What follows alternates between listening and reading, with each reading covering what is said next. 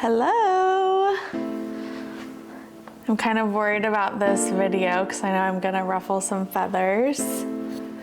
So I guess today we're talking about how, like, different ways that you can make your home look cheap, which we don't want to do. Okay, so the first one is melamine cabinets. I know it's the really budget-friendly version of getting new cabinets, but they often look very sterile and can look cheap. I would opt for, if budget allows, a natural wood grain that gives a lot of warmth and luxury. So the next one is painting your ceiling and trim white. If you're an offender of this, it's okay. A lot of people do it. To me, it's very builder grade, and it cheapens your home, and it's just not something that luxury or custom homes have in it. So the next one is Schluter. Schluter is a very cheap, faux, man-made material that's used to line the ends of tile. And I always advocate for things that are natural and not man-made. Literally use anything but Schluter. You can do jolly liner, pencil trim, a brass inlay, a mitered edge on your tile. You can even inset your tile into the drywall. Anything but Schluter. Just get creative. You don't have to invest much in the finishing edge of your tile, but I'm here to tell you that there are other options than Schluter, and don't let a contractor or a trade bully you into using Schluter. Do something more custom. The next one is polished nickel versus chrome. So chrome is actually a chemical coating on top of a metal, which means it's fake. And because of that, it pulls very blue. It's a very cool tone. And I, again, always advocate for natural materials over man-made. And polished nickel is just a polished form of nickel.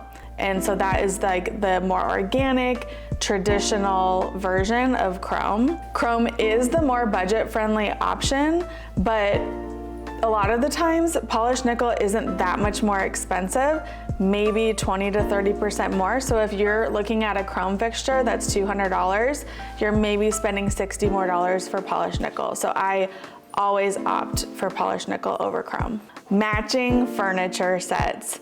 Do not walk into an Ashley Furniture home store, look at one of their pre-designed bedroom furniture sets and be like, yes, that's it. It's not gonna make your home look wow. It's not gonna make it look elevated or expensive. And I'll tell you why. So it doesn't allow for shape, texture, balance, scale, because it's all the same thing. You're probably all gonna get the same standard, like press board, fake wood grain, dresser, nightstands, bed, instead of having the multiple variations of textures and tones and shapes. Everything is just gonna fall flat. So when you're furnishing a bedroom, if you're not starting with a unique piece that you're keeping, like maybe an antique dresser, I always start with the biggest piece first, which is the most important, so the bed, and then you can layer from there. The bed is the biggest statement and honestly has the least amount of options out there, in my opinion. So always start there unless you are keeping a piece like an antique nightstand or something like that, and then you can build around that piece that you're keeping. Grommet curtains. So these are the curtains that have the cheap metal rings at the top where the curtain rods go.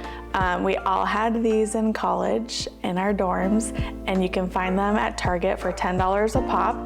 And all I'm going to say is that if you don't live in a dorm or a hospital, they've got to go. I'm sorry. All right, hanging your shower curtain too low. So this is really common because shower curtains usually only come in one size, so I don't blame people for buying the most common thing out there. But just like how hanging your window curtains too low will cheapen the space, the same thing will happen with your shower curtain. Hanging it higher just elevates the look, it makes it more grand, and it gives a more unexpected luxury feel. I personally never ever use shower curtains. I do a double rod, and then on the inside, an extra long curtain curtain liner, and on the outside, standard fabric curtains that can be hung to the ceiling. And the last one that I think is going to be the most controversial is accent walls. All I'm gonna say about this is that a room has 4 walls. If you only do 1 wall, the room is unfinished. So you have to think about all 4 walls. So hopefully I didn't scare you away too bad, but if you want more tips, just make sure to like and subscribe, and why don't you comment your most controversial tip in the comments.